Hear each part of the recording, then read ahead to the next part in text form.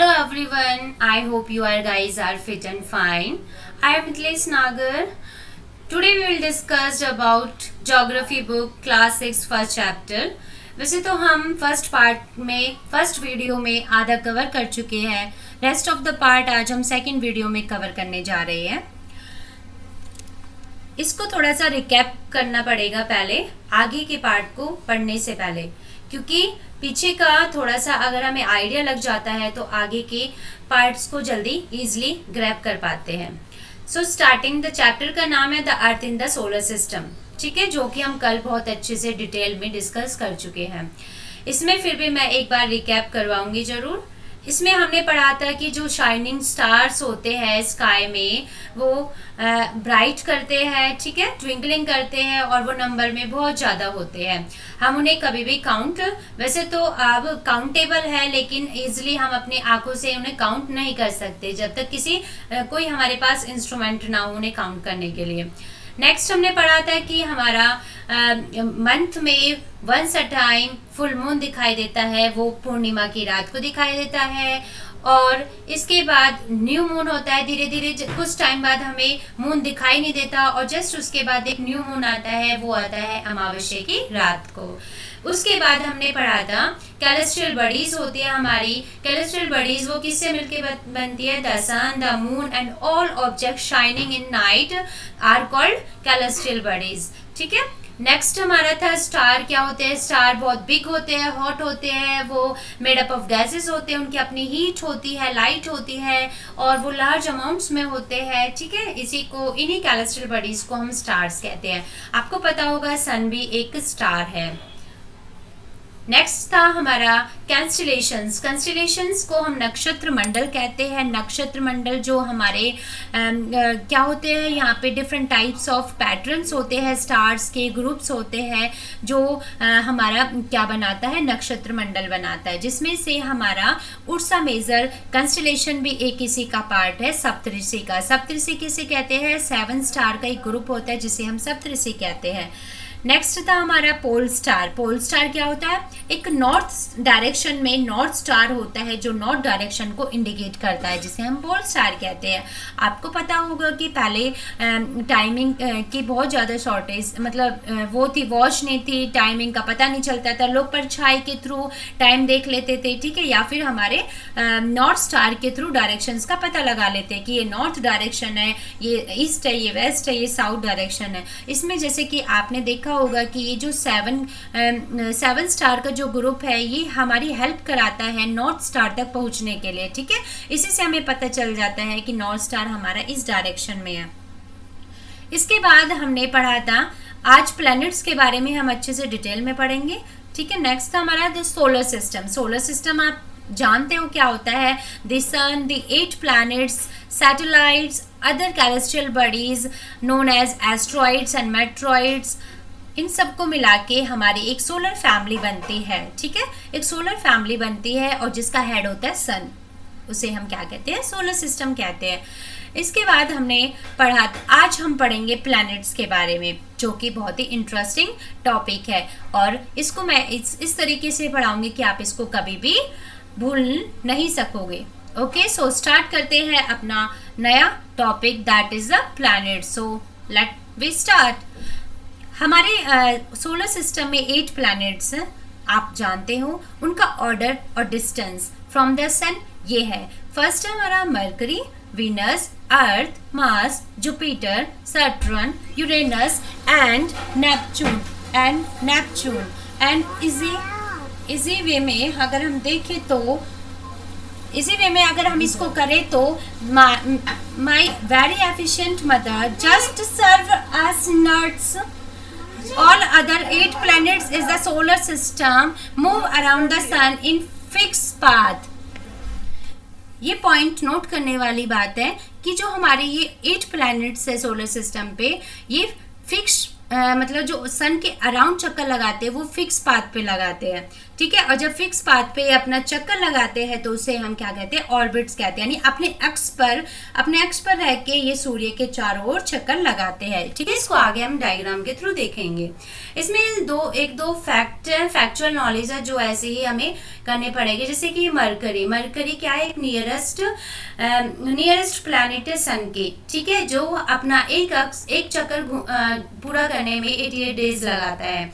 इसी तरह वीनस है, वीनस को हम अर्थ का ट्विन कहते हैं क्योंकि इसका साइज, इसका शेप बिल्कुल सिमिलर है अर्थ की तरह, ठीक है। नेक्स्ट है हमारा, वैसे तो वीनस को हम सबसे हॉटेस्ट प्लैनेट भी कहते हैं, ठीक है, क्योंकि ये सबसे गर्म होता है और इसकी पोजीशन हमारी सेकंड है, मरकरी की थर्ड है। इनकी पोजीशन भी आपको याद करनी पड़ेगी क्योंकि 1 मार्क्स में क्वेश्चन आ जाता है।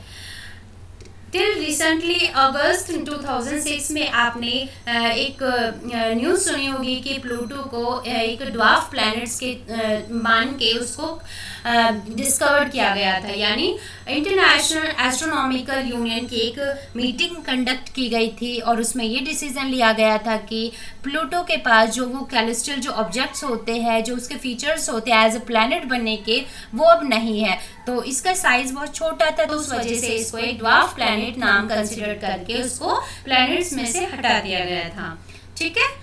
अब आज ये नेक्स्ट टॉपिक है हमारा earth. The earth is the third nearest planet to the sun. आपको पता है अगर हम इसको साइज के अकॉर्डिंग देखें और नियरेस्ट प्लैनेट के अकॉर्डिंग देखें तो दोनों में अंतर है, ठीक है, दोनों में अंतर है, पॉइंट टू बी नोटेड। इसको क्लैरिफाई कर ले कि थर्ड नियरेस्ट प्लैनेट अर्थ है और जब साइज की बात आती है तो फिफ्थ लार्जेस्ट प्लैनेट होता है, ठीक है। और ये अपने पोल्स पे थोड़ा फ्लैटर्ड है, फ्लैटर्ड मीन्स थोड़ा सा झुका हुआ है, ठीक है। जो पोल्स होते हैं हमारे नॉर्थ पोल और साउथ पोल, उस पर थोड़ा सा झुका हुआ है और इसीलिए इसके शेप को हम जियोइड शेप के नाम से भी जानते हैं, जो अर्थ की तरह ही होती है।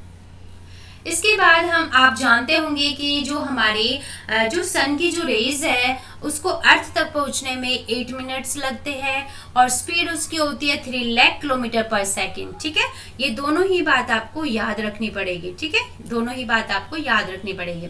नेक्स्ट है, हाँ जी, जो अर्थ के बारे में अब हम पढ़ रहे थे, एक क्वेश्चन आ सकता है, फीचर्स आ सकते हैं अर्थ के, ठीक है, या फिर ये आ सकते हैं कि अर्थ पे लाइफ क्यों पॉसिबल है एंड विच टाइप एंड कौन से वो रीजंस है जिसके थ्रू हम अर्थ को एक यूनिक प्लैनेट बोलते हैं, ठीक है। तो वो सारे हमारे इसमें पॉइंट्स है, जैसे कि फेवरेबल कंडीशंस इसलिए है क्योंकि इस पे लाइफ पॉसिबल है। यहाँ पे वो हर चीज मिलते हैं जो हमारे अदर प्लैनेट्स पे नहीं मिलते, क्योंकि ये neither too hot and neither too cold. यहाँ पे वाटर की फैसिलिटी है, एयर की फैसिलिटी है और इवन यहाँ पे जो हमारा सर्वाइवल करने के लिए जो हमारी बेसिक जो चीजें हैं वो वहाँ पे मिलती है, ठीक है। Air has life supporting gases like oxygen, सबसे मेन एंड इम्पोर्टेंट गैस हमारी ऑक्सीजन जो चाहिए और वो हमारी अर्थ पे है। Because of these reasons the earth is a unique planet in the solar system. As it is, ये आपको उस क्वेश्चन में लिख देना है कि इन्हीं यूनिक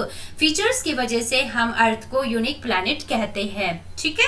नेक्स्ट एक क्वेश्चन और आ सकता है कि अर्थ को हम ब्लू प्लैनेट क्यों कहते हैं, ठीक है, नीला ग्रह क्यों कहते हैं। नीला ग्रह इसलिए कहते हैं क्योंकि इसका 2/3 जो सरफेस है वो पानी से कवर्ड है, ठीक है, पानी से कवर्ड है, इसलिए इसे ब्लू प्लैनेट कहते हैं। सिंपल, बस एक लाइन याद करनी है, 2/3 surface is covered by water, that is called the blue planet.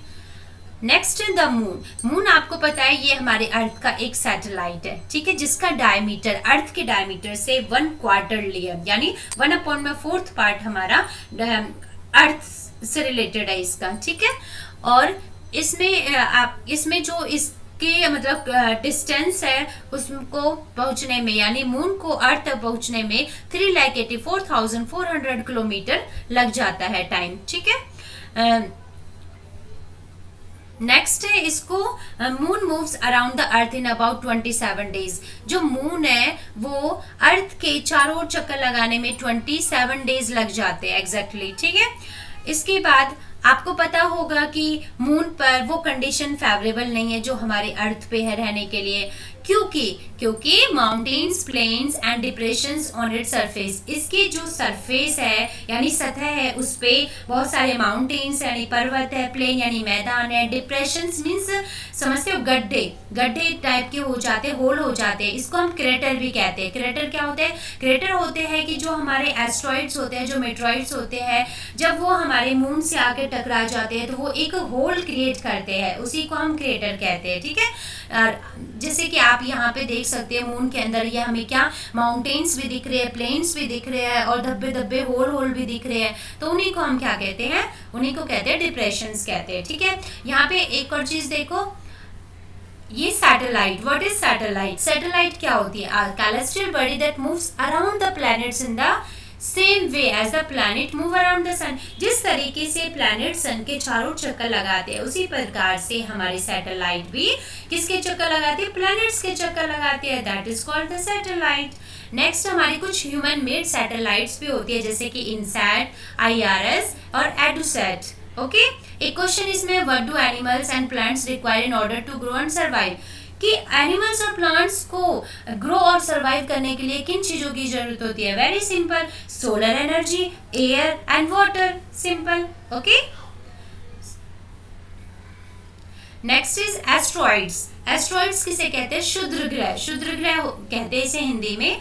ये क्या होता है? हमारा the stars, planets, satellites, there are numerous tiny bodies which all move around the sun. जो छोटे छोटे मतलब प्लैनेट, स्टार्स, सैटेलाइट जो और छोटे छोटे जो हमारे बॉडीज होती है उन सबको जो सन के चारों चक्कर लगाते हैं वो हमारे एस्ट्रॉइड्स कहलाते हैं। ठीक है, और हाँ एक पॉइंट है जो आपको यहाँ पे पॉइंट आउट करना है कि मार्स एंड जुपिटर के बीच में ही हमारे एस्ट्रॉइड्स मिलते हैं, और ये 1 मार्क्स में भी आ सकता है कि एस्ट्रॉइड्स कहाँ पाए जाते हैं? मार्स और जुपिटर के बीच में एक पट्टी होती है। ठीक है, एक इस तरीके से पट्टी बनी हुई होती है जिसमें ये एस्ट्रॉइड्स पाए जाते हैं।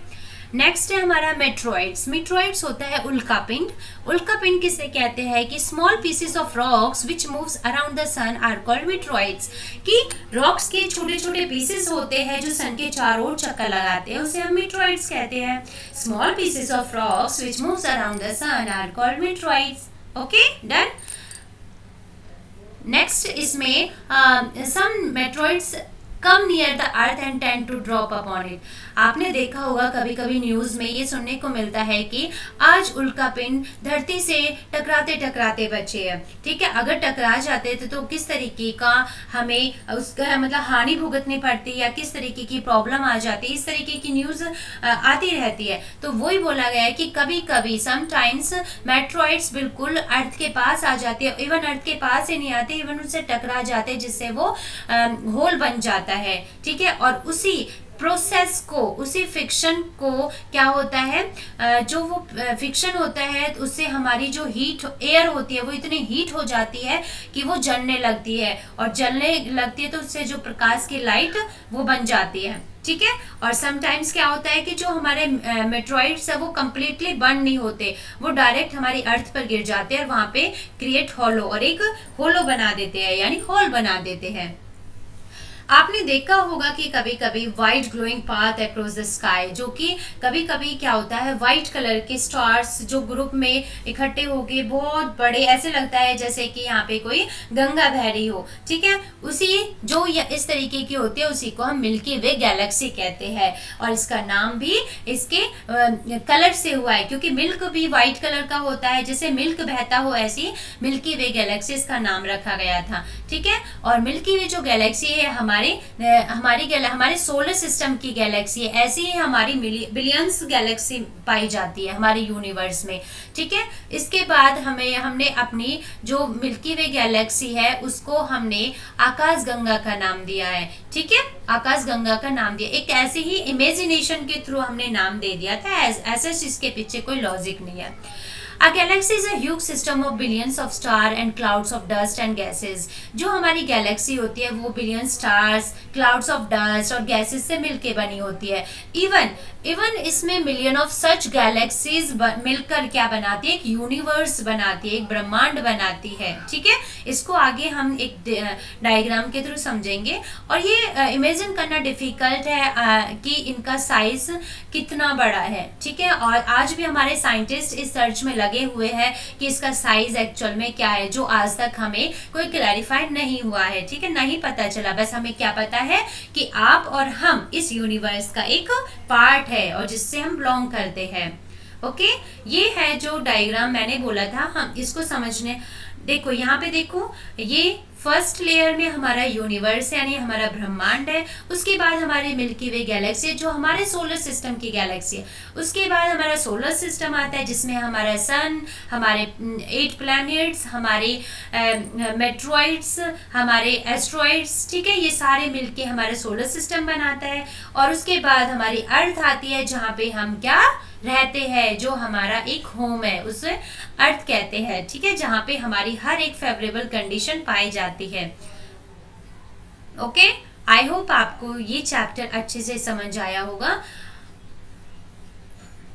तो आज के लिए इतना ही। कल हम फिर एक नए चैप्टर के साथ मिलेंगे। Thank you so much for your cooperation and your time. Bye bye.